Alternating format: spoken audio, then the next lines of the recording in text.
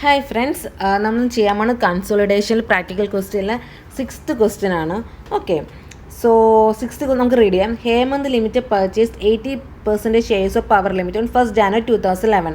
1st January 2011 80% shares acquire ചെയ്തു. So holding കമ്പനിക്ക് 80% ഉണ്ടെന്ന് പറയുമ്പോൾ മൈനോറിറ്റി ഇൻട്രസ്റ്റ് എത്ര വരും? 20% വരും.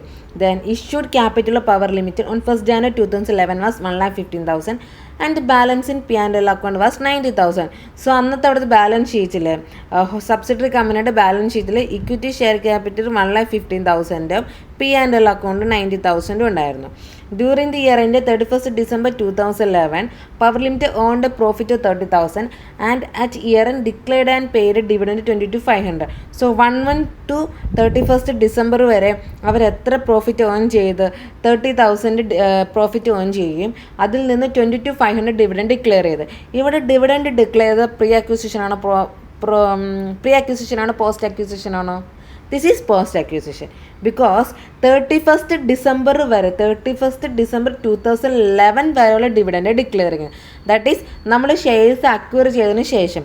Suppose the question is given that the dividend declared for the year ended 1st January 2011.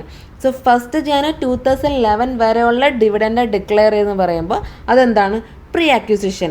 But ഇവിടെ ക്വസ്റ്റ്യനിൽ 31st December ആണ്. സോ 1 to 31st December വരെയുള്ള ഡിവിഡൻഡാണ് ഡിക്ലെയർ ചെയ്യുന്നത്. So it is out of the current profit. Okay, that is post acquisition dividend. Then question is, what is the amount of minority interest as on 1st January 2011 and 31st December 2011? So minority interest shares acquire ചെയ്തോടും year എൻഡിലും എത്രയാണെന്ന് compute ചെയ്യും. And also compute goodwill or capital reserve, that is cost of control കണ്ടുപിടിക്കുക. Okay, then date of control 1/1/2011, percentage of control 80%, so minority interest is 20%. then minority interest as on 1/1/2011 equity method വെച്ച് ചെയ്യുമ്പോൾ കാരണം നമുക്ക് net assets കാണാൻ പറ്റത്തില്ല, because ഇവിടെ എന്ത് തന്നിട്ടില്ല? അസറ്റ്സും ലയബിലിറ്റിയും തന്നിട്ടില്ല. സോ നമുക്ക് തന്നിരിക്കുന്ന ഇൻഫർമേഷൻ എന്താണ്? ഇക്വിറ്റി ഷെയർ ക്യാപിറ്റൽ P&L ആണ്, ദാറ്റ് ഈസ് ഇക്വിറ്റി മെത്തേഡ് വെച്ച്. So equity share capital 1,50,000, profit and loss ഒക്കെ 90,000, സോ ടോട്ടൽ 2,40,000. ആ 2,40,000 20% ആണ് minority interest, so that is 48,000. So minority interest as on 1/1/2011 48,000 കിട്ടി.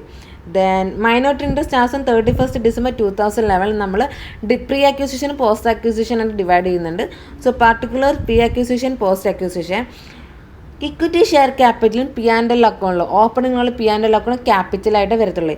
എന്തുകൊണ്ടാണ് ഈ പ്രോഫിറ്റ് ആൻഡ് ലോസ് അക്കൗണ്ടും ക്യാപിറ്റലായിട്ട് നമ്മൾ കൺസിഡർ ചെയ്യുന്നത്? നമ്മൾ ഷെയർസ് അക്വയർ ചെയ്യുമ്പോൾ എത്ര പെർസെൻറ്റേജ് ഓരോന്നിൻ്റെയും നമ്മൾ വാങ്ങുന്നുണ്ടോ? P&L അക്കൗണ്ടിൻ്റെ 80% നമ്മൾ ഷെയർസ് അക്വയർ ചെയ്യുന്നുണ്ട്. സോ അത് P&L അക്കൗണ്ട് എന്ന് പറഞ്ഞാൽ റവന്യൂ ആണ്. ബട്ട് റവന്യൂ ആണെങ്കിൽ പോലും നമ്മൾ ഷെയർ അക്വയർ ചെയ്യുന്ന ടൈമിൽ ഈ P&L അക്കൗണ്ട് നമ്മൾ എന്തായിട്ട് തന്നെ കൺസിഡർ ചെയ്യുന്നു? ക്യാപിറ്റലായിട്ട് തന്നെ കൺസിഡർ ചെയ്യുന്നു. ഓക്കെ, ദെൻ ആ ഷെയർസ് അക്വയറിന് ശേഷം പിന്നീട് ആഫ്റ്റർ അക്വയറിൻ്റെ ഷെയർസ് എന്തായിട്ട് കൺസിഡർ ചെയ്യുന്നു? P&L റവന്യൂ ആയിട്ട് കൺസിഡർ ചെയ്യുന്നു. ഓക്കെ, അതുകൊണ്ടാണ് ഓപ്പണിംഗ് ബാലൻസിൽ 90,000 നമ്മൾ എന്താ ഈ പ്രീ അക്വിസിഷൻ എന്ന് പറയുന്നത് ക്യാപിറ്റലാണ്, പോസ്റ്റ് അക്വിസിഷൻ എന്ന് പറയുന്നത് റവന്യൂ ആണ്. ഇത് ക്യാപിറ്റലും ഇത് റവന്യൂ ആണ്. ഓക്കെ, സോ അതുകൊണ്ടാണ് P&L അക്കൗണ്ട് ഓപ്പണിംഗ് ബാലൻസിൽ നമ്മൾ 90,000 ക്യാപിറ്റലായിട്ട് കൺസിഡർ ചെയ്യുന്നത്. സോ ഇത് നമ്മൾ മൈനോറിറ്റി ഇൻട്രസ്റ്റ് ആസ് ഓൺ 1/1 കണ്ട പോലെ തന്നെ 1,50,000 90,000 അതിന് 20% വെച്ച് ചെയ്യുമ്പോൾ 48,000 കിട്ടി. Then post acquisition that is revenue. Equity share capital ഒരിക്കലും റവന്യൂ അല്ല നമുക്കറിയാം. ദെൻ P&L അക്കൗണ്ടിൽ എത്രയുണ്ട് നമ്മൾ കണ്ടുപിടിക്കണം. സോ അതിനുള്ള വർക്കിംഗ് നോട്ടാണിത്. P&L അക്കൗണ്ട് ഓപ്പണിംഗ് ബാലൻസ് 90,000 ഉണ്ട്. ദെൻ കറണ്ട് ഇയർ മൈനസ് അപ്രോപ്രിയേഷനിൽ ഡിവിഡൻഡ് ഉണ്ടാവും, ട്രാൻസിറ്ററി റിസർവ് ഉണ്ടാവും. ഓപ്പണിംഗ് ബാലൻസ് 90,000 കണ്ടുപിടിച്ച് കറണ്ട് ഇയർ പ്രോഫിറ്റ് നമ്മൾ എത്ര ഏൺ ചെയ്തിട്ടുണ്ട്? 30,000. ഇവിടെ നമ്മൾ എന്ത് നോട്ട് ചെയ്താണ്? Assumed that profit earned evenly through out the year. So ഓരോ സെക്കൻഡിലും ഓരോ മിനിറ്റിലും ഓരോ മന്തിലും പ്രോഫിറ്റ് ഏൺ ചെയ്യുന്നത് സെയിം ആണ് എന്നാണ് നമ്മളോട് കൺസിഡർ ചെയ്യുന്നത്, അസ്യൂം ചെയ്യുന്നത്. സോ 30,000. ദെൻ ഇവിടെ ഡിവിഡൻഡ് പെയ്ഡ് ചെയ്തിട്ടുണ്ട്.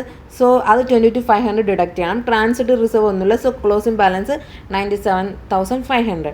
90,000 നമുക്കറിയാം നമ്മൾ ക്യാപിറ്റലായിട്ടാണ് കൺസിഡർ ചെയ്യുന്നത്. ദെൻ കറണ്ട് ഇയർ നമ്മൾ 1 to 31st December വരെ ഉള്ളത് നമ്മൾ എന്തായിട്ട് കൺസിഡർ ചെയ്യുന്നുണ്ട്? റവന്യൂ ആയിട്ട് കൺസിഡർ ചെയ്യുന്നത്, that is revenue.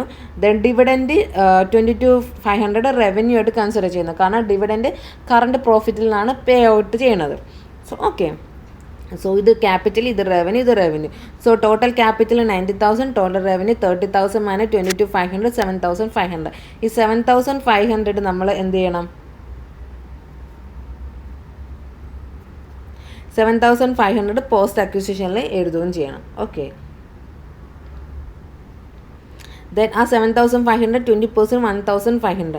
So total minority interest as in 31st ഡിസംബറിൽ 48,000 പ്ലസ് 1,500 ആൻസർ എത്ര കിട്ടും? Total 49,500. Okay, then next cost of control നമ്മൾ കണ്ടുപിടിക്കാൻ ചോദിച്ചിട്ടുണ്ട്. നമ്മൾ നേരത്തെ ക്വസ്റ്റ്യനിൽ ചെയ്ത മാതിരി തന്നെ holding company share in net assets. Holding company share in net assets എന്ന് പറഞ്ഞാൽ നമ്മൾ ഓപ്പണിങ്ങിൽ 1,15,000 ഇക്വിറ്റി ഷെയർ ക്യാപിറ്റലുണ്ട്, 90,000 എന്തുകൊണ്ട് P&L ഉണ്ട്. സോ ഇത് രണ്ടും കൂടെ ആഡ് ചെയ്യുമ്പോൾ നമുക്ക് എത്ര കിട്ടി?